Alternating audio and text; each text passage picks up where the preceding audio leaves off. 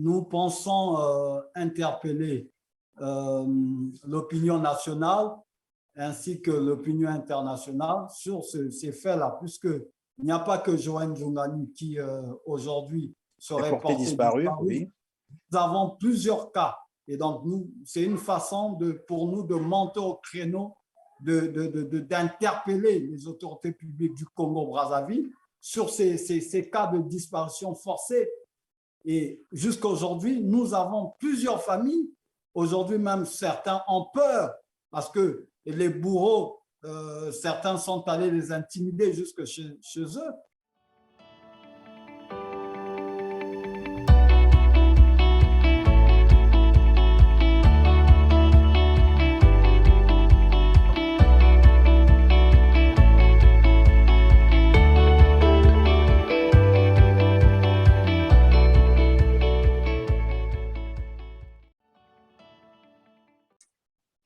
Bonjour, bonsoir. Mesdames, Mesdemoiselles et Messieurs, fidèles téléspectateurs de Télar TV, très ravi de vous retrouver dans ce numéro de Droit de savoir où j'ai le plaisir de recevoir Monsieur Chris Dongui. Vous êtes activiste des droits de l'homme, membre du mouvement Ras-le-Bol. Depuis un certain moment, vous suivez le dossier du jeune Joël Ndungani Diambote, ici en image, arrêté le 3 novembre 2021, détenu dans un premier temps à la brigade de gendarmerie de Brazzaville au niveau de la milice, et depuis un certain temps, il est porté disparu. Bonjour et merci d'être avec nous sur ce plateau. Bonjour, Monsieur Christian Perrin. Merci, Chris Dongui. Alors, le jeune Joël Ndungani Diambote, je l'ai rappelé d'entrée de jeu, interpellé le 3 novembre 2021, il avait été finalement arrêté par un soldat, c'est ce que nous avons appris, pas par un policier ni par un gendarme. C'est un soldat qui l'a arrêté. Dans un premier temps, il avait été détenu au niveau de la brigade de gendarmerie de Brazzaville à la milice. Et vous nous dites, il y a quelque temps déjà, il est porté disparu. Peut-on nous rappeler les circonstances d'abord de son interpellation? Bon, selon les informations que j'ai à ma disposition, Joël Ndungani a été interpellé le 3 novembre 2021 à Pointe-Noire, précisément par la brigade de gendarmerie de Mpaka. Bon, le 3 novembre le 6, il a été déplacé par un certain Cédric Ngombe, un adjudant militaire et non gendarme, pour Brazzaville. Et donc, arrivé à Brazzaville, il a séjourné dans les geôles de la gendarmerie de la milice, donc, la brigade de la milice. Et vous dites que vous avez parlé d'un certain Cédric qui est un militaire. Il n'est pas policier, il n'est pas gendarme. Il n'est pas gendarme, il est militaire, selon les informations que j'ai à ma disposition. Voilà. Et un militaire qui vient arrêter ou chercher un citoyen, je ne sais pas si la loi le permet. C'est la façon dont les choses se passent très souvent ici au Congo. Et donc, on ne doit pas se le lorgner, on doit se le dire. Parce que ce qui a fait même que je puisse prendre cette affaire à bras le corps, c'est ces circonstances-là, puisque nous avons plusieurs, je dirais, disparitions. Parce qu'aujourd'hui, même certains bon nombre de parents ont peur d'en parler. Et donc, voilà pourquoi... Mais d'Ivoire, pourquoi avait-il été interpellé? Pourquoi on est venu le chercher? C'était quoi, mobile? Bon, je pense que la raison, elle est tellement fallacieuse et on dirait soi-disant qu'il aurait prêté son téléphone à une inconnue et cette inconnue aurait appelé la femme, entre guillemets, d'un certain général et finalement, c'est cette naïveté qui a fait que Joël Ndungani aujourd'hui se retrouve porté disparu. Voilà, donc selon les informations, puisque il fallait que j'ai les informations, puisque je cours j'ai fait au moins 2 mois pour rassurer les parents, puisque les parents, ils avaient même peur de me rencontrer. Et donc, il fallait qu'ils se renseignent autour d'eux pour connaître qui j'étais réellement. Et finalement, de grâce, comme nous sommes des hommes publics, les gens arrivent toujours à nous reconnaître. Et voilà pourquoi. Et donc, si j'ai bien compris, le jeune Joël Nzungani Diambote a prêté son téléphone à une dame qui a passé un coup de fil, qu'elle aurait passé à un officier supérieur, c'est ça? Oui, oui. Et est-ce qu'on peut, vous pouvez nous dire le nom de cet officier? C'est possible? Vous le connaissez?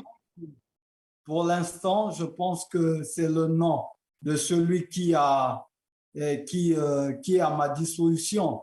C'est de Cédric, ce Cédric qui a servi, disons, d'élément pour perpétuer cette action. Et d'où on me dirait, bon, aujourd'hui, on doit prendre ces informations par des pincettes également.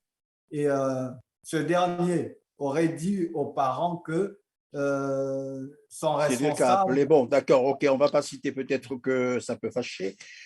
C'est bon, les officiers, mais tout de même, vous nous dites que c'est un officier supérieur qui avait été appelé par la dame. C'est cela. Et donc, vous avez suivi le dossier, vous avez dit qu'il a été arrêté à Pointe-Noire. À quel niveau et à quel moment vous avez perdu ces traces?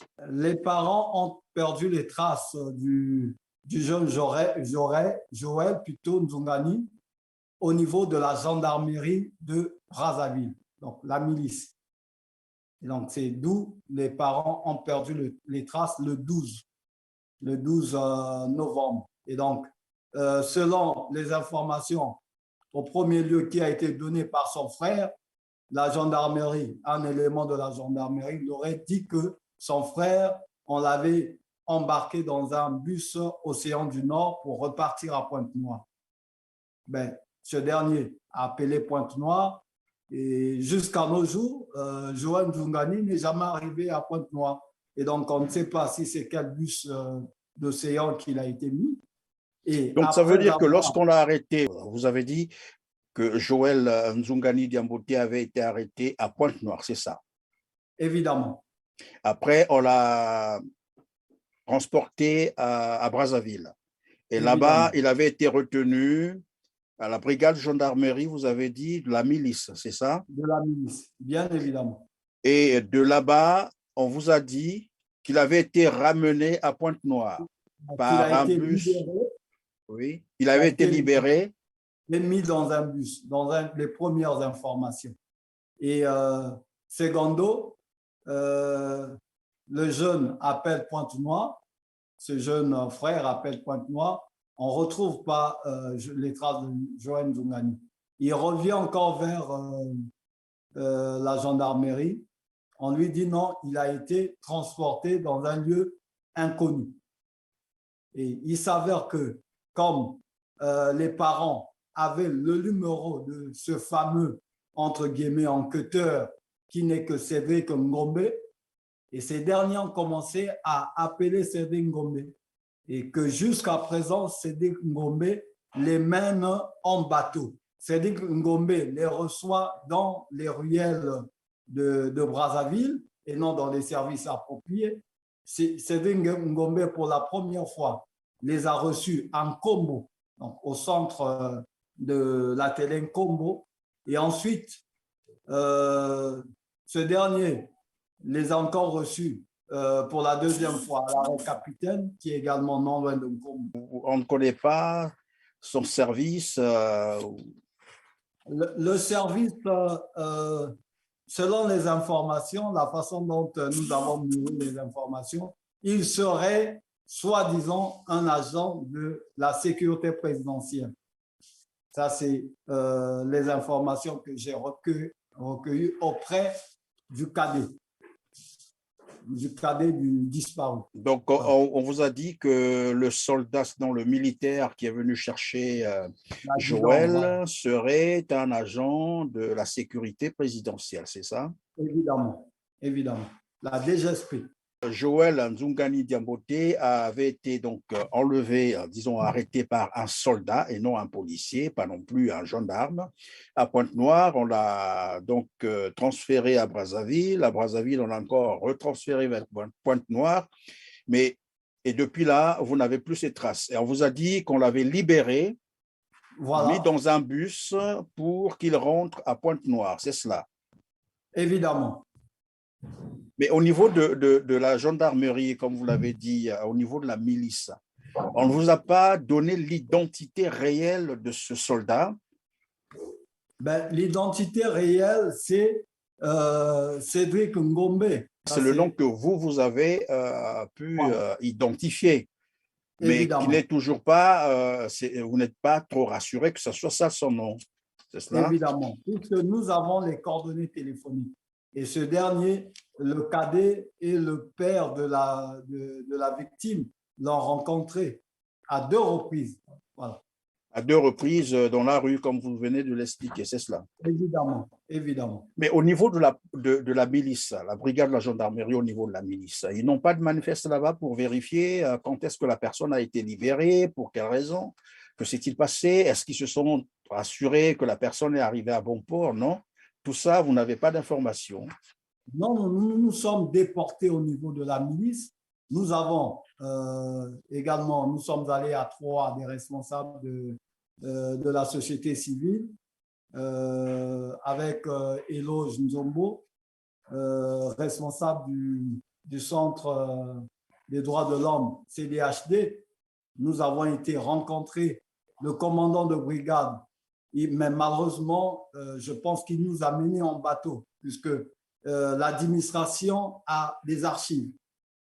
Une administration bien gérée. Bien tenue, oui, tout à fait. Donc, dès lors que nous arrivons dans une administration donnée, la première des choses, ce serait prendre ce qu'on appelle couramment par la main courante. Il y a des registres, à telle date, on peut retrouver facilement des traces de ce dernier. Mais ce qui n'a pas été fait, ce que le commandant de brigade nous a demandé de faire, c'est d'aller rencontrer son chef hiérarchique pour qu'il nous donne l'autorisation de revenir encore vers lui. Alors que la personne la mieux placée à nous renseigner, puisque c'est lui qui est le commandant de brigade, c'est lui qui gère les gens, c'était à lui de nous donner disons, des explications. Et à ce moment-là, si c'était pour d'autres questions, on pouvait aller maintenant voir la hiérarchie. Mais malheureusement, ce n'est pas ce qui a été fait. Voilà. Et quand vous êtes arrivé au niveau de la brigade de gendarmerie à la milice, on ne vous a pas dit réellement de quoi le reprochait-on? Pourquoi l'avait-on arrêté? Non, la main courante n'a pas été apportée. Donc, on ne l'avait jamais enregistré, c'est cela? Non, mais on nous a juste… le commandant de brigade nous a parlé au conditionnel. Il parlait au conditionnel. Et devant… Bon, il y a une chose que je voulais savoir. Au moins, les gens ont rencontré Joël Nzungani Diamboté à la brigade de la gendarmerie quand il était détenu là-bas. Les gens l'avaient rencontré? Bien évidemment. Son cadet l'a porté à manger le 11 novembre. Le 11 novembre, il arrive, 2021, il arrive au niveau de la brigade de Brazzaville, de la gendarmerie de la milice. Il voit son frère, il discute bel et bien avec son frère. Et nous étions accompagnés de ce dernier quand nous sommes allés voir le commandant de brigade. Voilà. Nous étions accompagnés de ce dernier. Le dernier l'a confirmé. Mais il s'avère que le commandant de brigade dit qu'il prend ça au conditionnel. Parce que je ne suis pas, parce qu'aujourd'hui, moi, Chris Dongui, un frère interpellé, j'arrive dans une prison quelconque, je le vois, et ensuite on me dit, non, ben, je suis un aveugle, je n'ai jamais vu ce frère là-bas. À un certain moment, on se dit, nous sommes dans quelle république où les lois, où la vie humaine, qui est d'ailleurs sacrée, la Constitution le dit, on prend cette histoire-là comme si c'était des safous qu'on vendait au marché. Et dès lors qu'on part d'une situation de disparition, l'autorité qui nous reçoit devrait nous recevoir avec beaucoup d'importance et non avec légèreté. Est-ce que le monsieur qui est là, c'est-à-dire le responsable du poste, je ne sais pas si c'est un poste de police, vous avez dit, poste de gendarmerie, c'est le même qui est là depuis 2021? Évidemment, évidemment, c'est le même. Puisque c'est la même personne qui est là, c'est-à-dire le même responsable depuis qu'on avait arrêté le jeune Joël et jusqu'à ce jour, il est là, cela veut dire que le monsieur connaît très bien ce dossier. Et il doit savoir où est passé Ben, Joël. évidemment, évidemment, évidemment, c'est ça la question dont nous allons poser à ces derniers, puisque ce dernier aurait été vu, appréhendé au niveau de la brigade de Mpaka, de la gendarmerie toujours, amené à Brazzaville. Toujours, les frères l'ont vu au niveau de la gendarmerie de Brazzaville. À Pointe-Noire également, c'était pareil. Son frère aîné, qui est son tuteur, l'avait bien vu au niveau de la gendarmerie de Mpaka et ensuite transporté à Brazzaville. Et donc, la responsabilité incombe d'abord en premier lieu des services de sécurité publique qui doivent éclaircir sur ce point-là, puisqu'on parle de la vie humaine. Aujourd'hui, les parents, jusqu'à aujourd'hui, les parents ne savent ni où se trouve leur fils. On parlerait de séquestration ou de disparition forcée. Et évidemment, comme vous venez de le dire, on peut donc rappeler également l'article 14 de la Constitution du Congo-Brazzaville qui dit en substance, je vais donc lire, tout individu, tout agent de l'État, tout agent des collectivités locales, toute autorité publique qui se rendrait coupable d'actes de torture ou traitement cruel, inhumain ou dégradant, soit de sa propre initiative, soit sur instruction, est puni conformément à la loi. Et je crois que ces personnes le savent, puisque personne n'est censé ignorer la loi, mais il faut aussi rappeler que les crimes contre l'humanité sont imprescriptibles et que demain, ce responsable, puisqu'il est connu, pourra répondre devant la justice. Et donc, une fois que vous avez constaté tout cela, qu'est-ce que vous entendez faire maintenant? Ben, nous pensons interpeller l'opinion nationale ainsi que l'opinion internationale sur ces faits-là, puisqu'il n'y a pas que Joël Njongani qui aujourd'hui serait porté disparu. Oui. Nous avons plusieurs cas. Et donc, c'est une façon pour nous de monter au créneau, d'interpeller les autorités publiques du Congo-Brazzaville sur ces cas de disparition forcée. Et jusqu'à aujourd'hui, nous avons plusieurs familles. Aujourd'hui même, certains ont peur parce que les bourreaux, certains sont allés les intimider jusque chez eux. Et donc, on ne peut admettre dans une république, quand on dit république, que ce genre de comportement criminel… Que les jeunes se mettent à, disons, que les jeunes disparaissent comme ça, pratiquement tous les jours. Il y a des cas comme ça qu'on nous rapporte au quotidien. Évidemment. Et sans pourtant interpeller l'opinion publique, ceux qui sont responsables aujourd'hui des structures publiques de sécurité. Eh bien voilà, c'est la fin de cette émission. Merci Monsieur Chris Dongui d'avoir été avec nous, de nous avoir partagé cette information. À vous aussi, mesdames, mesdemoiselles et messieurs, merci de nous avoir suivis. Partagez, likez, abonnez-vous pour ceux qui viennent de nous rejoindre pour la première fois sur ce canal TELER TV. On se dit donc à très bientôt et comme de coutume, prenez vraiment soin de vous car chaque jour est une vie. Merci.